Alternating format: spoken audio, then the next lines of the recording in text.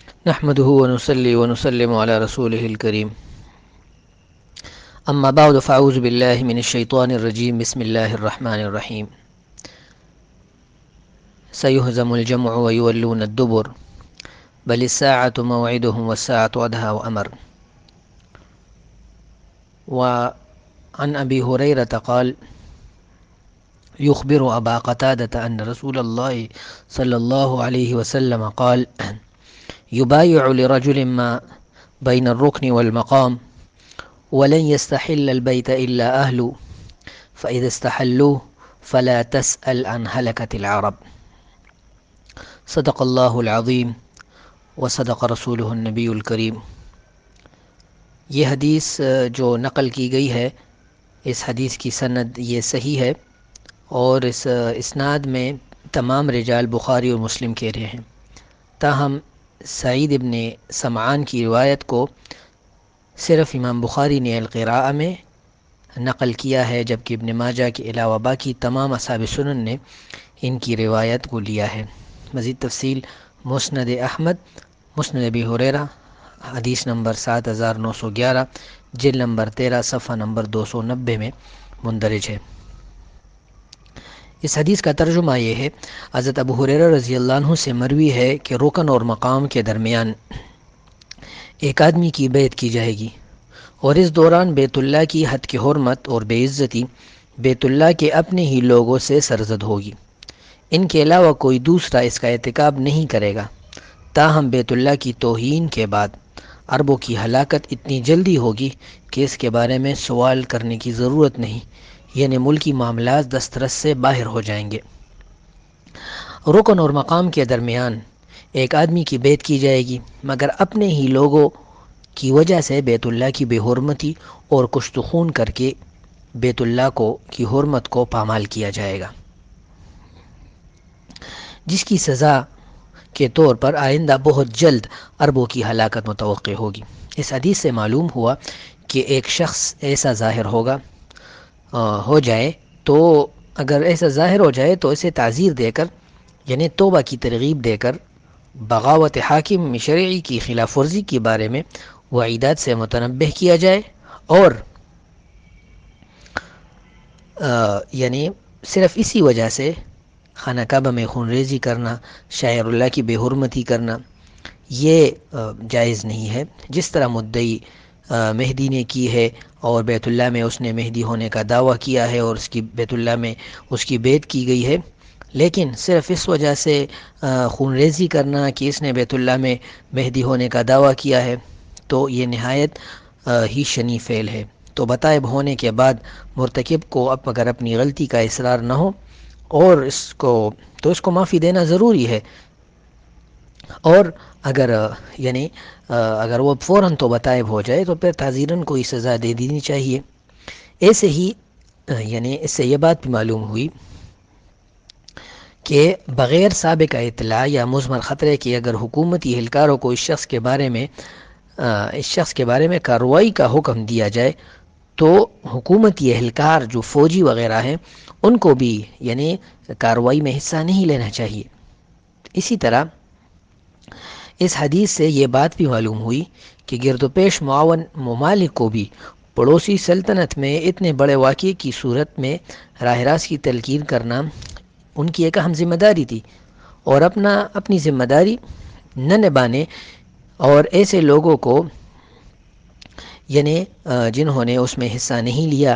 یا وہ بے گناہ تھے اور اس میں یعنی وہ پس گئے، تو یعنی ایک بہت بڑی یعنی عظیم غلطی ہے جس کا وبال انہیں بھگتنا پڑے گا، جس کے بارے میں فرمایا کہ ایسی صورتحال میں تمام عرب شہروں میں سخت ہلاکت متوقع ہوگی. مزید یہ بھی اشارہ ملتا ہے کہ اپنی بادشاہت کی خاطر اللہ تعالیٰ کے تکوینی نظام کی خلاف ورزی کی صورت میں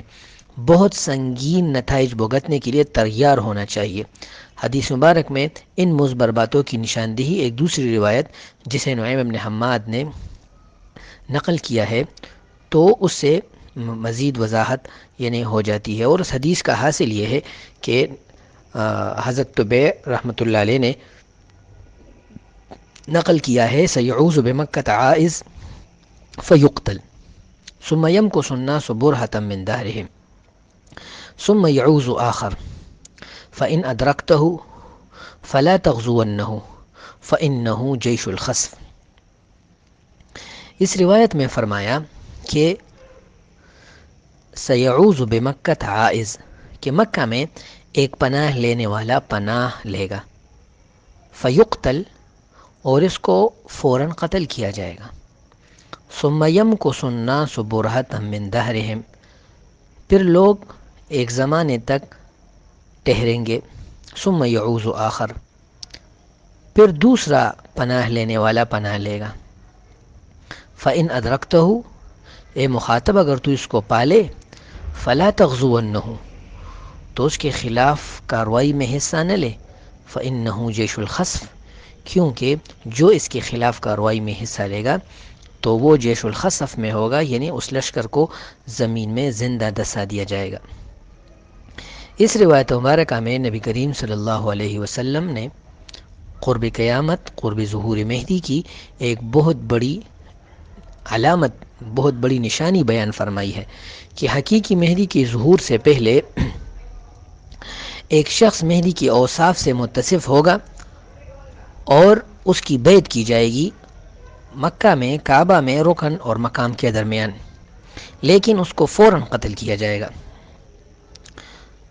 جبکہ ایک مخصوص عرصے کے بعد ایک دوسرا شخص ظاہر ہوگا، اگر اس کے خلاف آنے والے لشکر کو زمین میں دسا دیا جائے گا، مگر اس کو یعنی زمین میں اس کو آنے والے لشکر کے خلاف جو لشکر آئے گا تو اس کو زمین میں دسا دیا جائے گا، اس لیے اس دوسرے شخص کے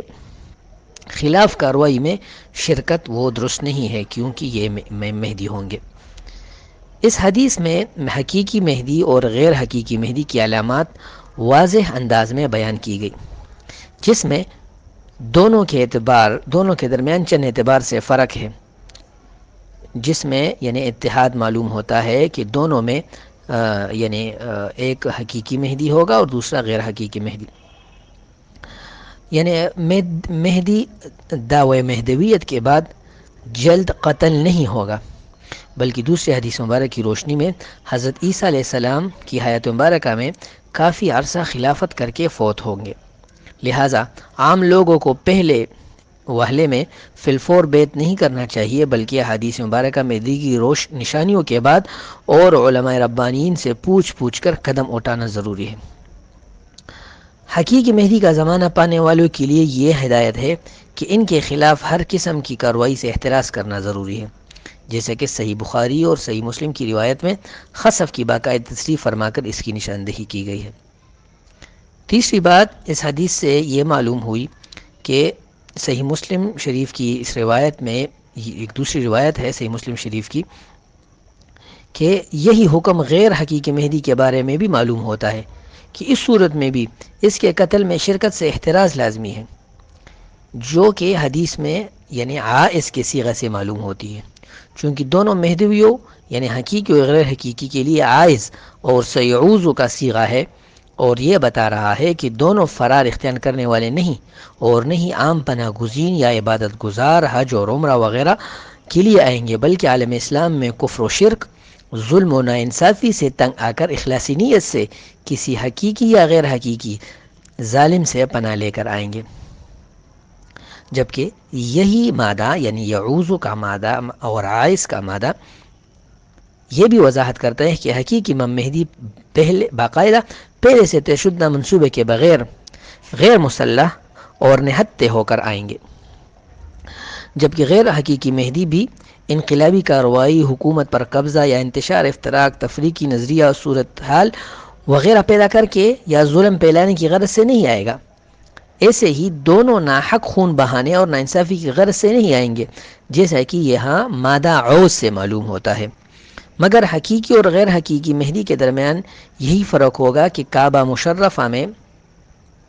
ملاقات سے پہلے امام مہدی نے باقاعدہ کوئی منصوبہ بندی نہیں کی ہوگی، جبکہ غیر حقیقی مہدی نے باقاعدہ منصوبہ بندی کر کے پہلے سے مسلح جماعت کو تیار رکھا ہوگا، جو لوگوں کو زبردستی بیعت پر قائل کرنے کی کوشش کرے گا، اور اس کے لیے متعلقہ افراد یعنی قوت کے اعتبار سے حرم میں اس کام کے لیے غیر حقیقی مہدی کے پاس موجود ہوں گے، جبکہ حقیقی مہدی کے پاس نہ تو بیعت کے وقت حرم میں اسلحہ ہوگا، نہ کوئی سابقہ یعنی ایسی منصوبہ بندی کہ ہم حرم پر قبضہ کر لیں، بلکہ وہ تکوینی اشارے کے تابع ہوں گے۔ حکم اور سزا میں پولیس اور قانون نافذ کرنے والے اداروں کو چاہیے کہ حقیقی اور غیر حقیقی مہدی کے ظہور کے وقت یعنی جلی طاقت کے استعمال سے گریز کرے۔ یہی وجہ ہے کہ صحیح مسلم کی روایت میں فی الفور قتل وغیرہ کی سزا دینے والوں کے لیے خصوصی اور عمومی ہلاکت کی سزا کا حکم سنایا گیا ہے۔ ایسے ہی ان متعلقہ احادیث مبارکہ میں حکام وقت کے لیے بھی یہ واضح پیغام ہے کہ متعلقہ اداروں کی ظاہری کارروائی کے باوجود غیر حقیقی مہدی کے بارے میں قتل کی سزا کا وبال ملک کی صورتحال کو خطرے میں ڈالنا ہے، جیسے کہ صحیح مسلم کی روایت میں واضح طور پر تصریح موجود ہے۔ بلکہ غیر حقیقی مہدی کے خلاف دلائل اور قرائن سے اگر دعویٰ خلاف حقیقت معلوم ہو جائے تو دوسرے خواب دیکھنے والوں کے نشان عبرت بنانے کے لیے باقاعدہ تفتیش کے بعد حبس دائم یا دوسری تعزیری سزا مناسب ہوگی، جیسے کہ فیقتل کے فائے تعقیب کے بعد ہلاکت کی سزا کا ورود یہ ہمیں بتاتا ہے۔ ایک اور نقطہ یہ بھی اس سے معلوم ہوتا ہے کہ حقیقی مہدی کی طرح غیر حقیقی مہدی بھی صرف مکہ مکرمہ میں کعبہ کے پاس دعوی مہدویت لے کر آئے گا، لہٰذا یہ معلوم ہو گیا کہ روئے زمین پر صرف مکہ مکرمہ اور وہاں بھی صرف کعبہ میں آنے والے شخص کے بارے میں علماء کرام کو سوچنا چاہیے، ان کے علاوہ دیگر مدعی مہدویت کا اعتبار ہرگز نہیں ہوگا۔ ایسے ہی علماء کرام کی یہ بھی ذمہ داری معلوم ہوتی ہے کہ وقتی تقاضوں اور حالات کے تناظر میں عوام کو ظہور مہدی کے بارے میں خبردار کر کے ان کو یعنی ان باتوں کے بارے میں پوری طریقے سے ان کو یعنی علم دے، تاکہ ہر دعویٰ کرنے والے کے پیچھے لوگوں کی جماعت وہ جمع نہ ہو۔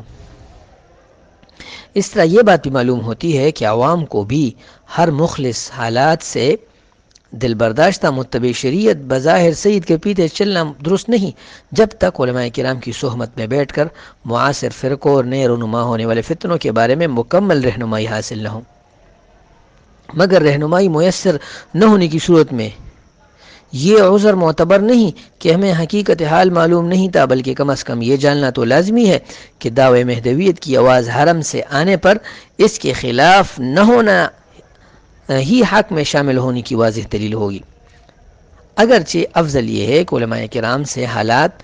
معاصر صورتحال کے بارے میں رائے حق کی تلاش اور جستجو ہر شخص کی ذاتی ذمہ داری ہے۔ حدیث مبارک میں عائز سے یعنی صیغہ جو عائز کا لفظ استعمال ہوا ہے اس سے معلوم ہوتا ہے کہ علماء کرام کی ذمہ داری ہے کہ لوگوں کو عقیدہ ظہور مہدی کے بارے میں احادیث مبارکہ اور ان کے تطبیقات سمجھایا کرے، تاکہ ہر اٹھنے والی آواز کی پیروی نہ کرے۔ مزید یہ بھی معلوم ہوا کہ حکام وقت کو سیاسی معاملات کے ساتھ دینی مسائل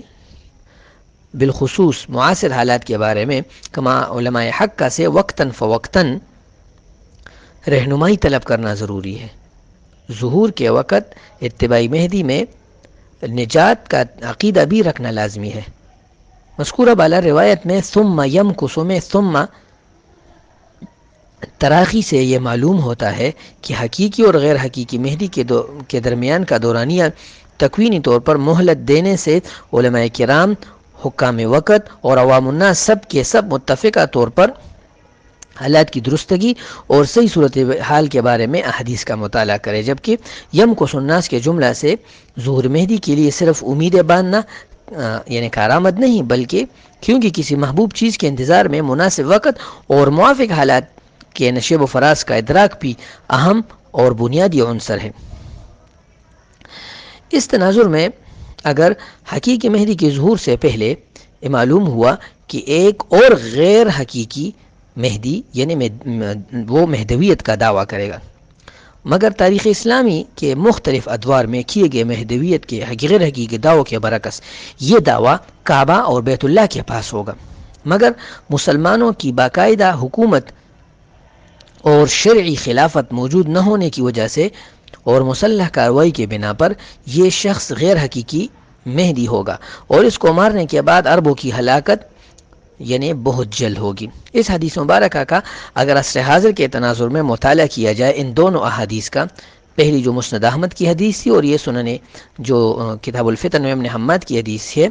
تو اس تناظر میں آج سے تقریباً 42 سال پہلے 20 نومبر 1979 بمطابق یکم محرم 1400 کو نماز فجر کے میں وقوع پذیر ہونے والے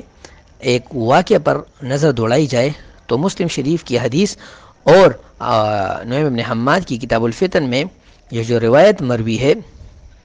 تو ان دونوں کو اگر دیکھا جائے تو یہی صورتحال سامنے آتی ہے کہ سعودی عرب کے شہر میں یعنی جو دعوت کا شعبہ ہے اس سے متعلق ایک آدمی تھا جس کا نام جہیمان العتیبی تھا، جو 16 ستمبر 1936 کو بمطابق 1355 ہجری کو سعودی عرب کے شہر ساجر میں پیدا ہوا۔ ابتدائی تعلیم جامع ام القرآن مکہ مکرمہ میں حاصل کی اور 18 ماہ تک الحرس الوطنی السعودی میں بطور ملازم کام کیا۔ اس کے بعد مدینہ منورہ جا کر شیخ عبدالعزیز بن باز کے ایک شاگرد کے ساتھ شیخ عبدالباز کے ساتھ انہوں نے وقت گزارا، اور پھر جو ان کا ایک شاگرد تھا محمد بن عبداللہ القحطانی، تو ان کی بہن سے اس نے شادی کی۔ جہیمان العتیبی سعودی کے رضاکار خدام میں بطور دائی خدمات سر انجام دیتا تھا، تاہم اپنے بعض متشدد نظریات کی وجہ سے پہلے سے حکومت کے نظروں میں مشکوک تھا۔ دعوت کے رضاکاروں میں شرکت کی وجہ سے مختلف مواقع پر کتابوں کی نشر و اشاعت کر کے حجاج اور عام لوگوں میں تقسیم کرتا تھا۔ جہیمان کی شیخ عبداللہ بن باز اور دیگر اہل علم کے ساتھ خاص عقیدت تھی، یہاں تک کہ جو کتاب وہ چھاپتا تھا تو پہلے جہیمان اب وہ کتاب شیخ عبداللہ بن باز کو سناتا تھا، اگر وہ اجازت دے دیتے تو اس کے بعد اس کی طباعت کرتا تھا۔ تاہم حکام وقت کے بارے میں اس کا نظریہ اس وقت کے دیگر سعودی مخالفین کی طرح نہیں تھا، لیکن غلو فی الدین مزاج میں تشدد کی وجہ سے اپنی طرح چند لوگوں کو اپنے ہم خیال بنانے میں کامیاب ہوا۔ تاہم مختلف رسائل اور جرائد میں اکثر اہل علم اور صحافیوں کا یہی خیال ہے کہ جہیمان مخلص اور جلباز مسلمان تھا۔ ہر صدی میں ایک مجدد پیدا ہونے کا نظریہ رکھتے ہوئے جہیمان نے بھی یہی خیال کیا کہ بس اسی صدی میں یعنی عظیم مجدد کے آنے کا نزول کے آنے کا وقت ہے، جو امام مہدی ہوں گے اور اس کے بعد خلافت کا کارنامہ سر انجام دے گے، جو میرا ہی کام ہے۔ جہیمان کے مختلف تحریرات سے مظاہر معلوم ہوتا ہے کہ باقاعدہ عالم اور دینی تفقہ نہ ہونے کی وجہ سے اس کا نظریہ یہ تھا کہ ظہور مہدی میں اسباب کا عمل دخل وہ اصل ہے، اس لیے اسباب کی تیاری میں اسلحہ اور سادہ سی خوراک جمع کر کے ظہور مہدی کے لیے اپنے سالے محمد بن عبداللہ قحطانی کو منتخب کیا۔ اس کے بارے میں لوگوں کے خواب اور دیگر مبشرات، اخلاق، سیرت اور دیگر خوبیوں کی وجہ سے جہیمان کے ماننے والوں کا اس بارے میں مہدی ہونے کا عقیدہ وہ راسخ ہو گیا، مگر احادیث مبارکہ میں عمق نہ ہونے کی اور مہدی کے بارے میں تحقیقی علم نہ ہونے، صرف اپنے مطالعے پر اعتماد کر کے علماء کرام سے مشورہ نہ ہونے کے باعث جہاں ایک طرف حرم شریف میں خونریزی کی فضا پیدا کر کے حد کے حرم اور حرم شریف کے بے عزتی کا واقعہ پیش آیا، وہیں اپنے ساتھ دوسروں کو بھی گمراہ کر کے حرم شریف میں عین نماز کے وقت اتنا انتشار پھیلا دیا، جو عالم اسلام کے لیے ایک بہت بڑا واقعہ بن کر سامنے آیا۔ اس صورتحال میں اگر ہم اس حدیث پر نظر دوڑائیں کہ ایک آدمی کی بیعت کی جائے گی، صورتحال بیت اللہ کی یعنی حد کی عزت اپنے ہی لوگوں سے سرزد ہوگی، کوئی اس کی بے حرمتی نہیں کرے گا، اس کے بعد عربوں کی ہلاکت کے بارے میں سوال نہ کرنا، یہ جو حدیث ہے اس حدیث کے تناظر میں اگر اس واقعے کو دیکھا جائے اور تاریخ اسلامی کا مطالعہ کیا جائے تو بیت اللہ کی حد تک کا ارتکاب پہلی بار حجاج بن یوسف نے کیا۔ حجاج بن یوسف نے حضرت عبداللہ بن زبیر رضی اللہ عنہ کے خلاف لشکر کشی کر کے حرم میں اس نے پناہ لی، اور وہاں پر بھی اس کو پناہ لی دے دی گئی، بلکہ وہاں پر سولی پر لٹکایا گیا۔ اور شاید یہ یکم محرم 1400 ہجری میں جہیمان کے واقعہ میں بیت اللہ کی حد تک اپنے ہی ملک کے حاکموں نے علماء وقت کے فتووں کی روشنی میں کر ڈالی، اور اس طرح یہ صورتحال واقع ہوئی اور پورے عالم اسلام یعنی آگ میں داخل ہوا۔ تو اس سے معلوم ہوا کہ امام مہدی کے ظہور سے پہلے، یعنی امام مہدی کا ظہور ایک فجر صادق ہوگا، اور اس سے پہلے بطور فجر کاذب جہیمان کا واقعہ ہوگا۔ تو فجر کاذب کے فوراً بعد فجر صادق کا آنا ہے، اور اس دوران امام مہدی کا ظہور ہوگا، جیسے کہ حدیث سے یہ معلوم ہوتا ہے کہ برہتم من دہرہم، یعنی عام طور پر یعنی عمر کہولت کو اور بڑھاپے ادیڑ عمر کو جہاں پختگی ہوتی ہے تو معاملات کے تہ تک اور آدمی پہنچ جاتا ہے، اور سنجیدگی کے حصول اور مختلف ادوار کے آنے جانے کی وجہ سے لوگوں کے طبائع میں بنیادی عمل دخل اس 40 سال کا ہوتا ہے۔ تو برہتن کو نکرہ ذکر کر کے شاید 40 سال کی تکمیل کی طرف اشارہ ہے، اور برہتن میں کے بعد من دہرہم، یعنی یہ دہرہم کا کہا تو پہلی بار کعبہ میں مہدویت کا دعویٰ کرنے والا، اور اس زمانے میں تقریباً یعنی یہی زمانہ کا فرق ہے، اور پھر ثم یعوز آخر فرمایا، یعنی دونوں زمانوں میں توڑے دورانیہ کا عرصہ نہیں ہوگا بلکہ خاصا لمبا عرصہ لگے گا۔ تو یہ توڑا زمانہ یعنی یہ دوبارہ عائز کا لفظ ہے، تو یہ مقرر نہیں لایا بلکہ یعوز آخر کہہ کر اشارہ کیا کہ دونوں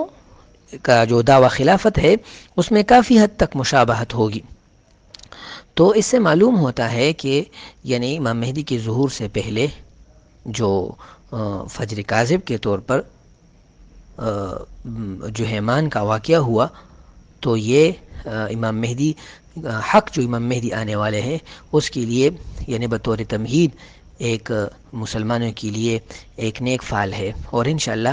حضرت امام مہدی علیہ رضوان کے فوج میں شمولیت کے لیے جو اس زمانے کے لوگ ہیں، تو اس زمانے کے لوگوں میں سے بھی کچھ لوگ وہ شرکت کر سکتے ہیں جنہوں نے جہیمان کا واقعہ دیکھا ہے۔ یہ بظاہر اجتہادی باتیں ہیں، ظنی باتیں ہیں، باقی یقین کا علم، قطعیت کا علم وہ اللہ ہی جانتے ہیں۔ صلی اللہ تعالی علی خیر خلقی محمد و آلہ و صحبہ اجمعین برحمتک یا ارحم الراحمین۔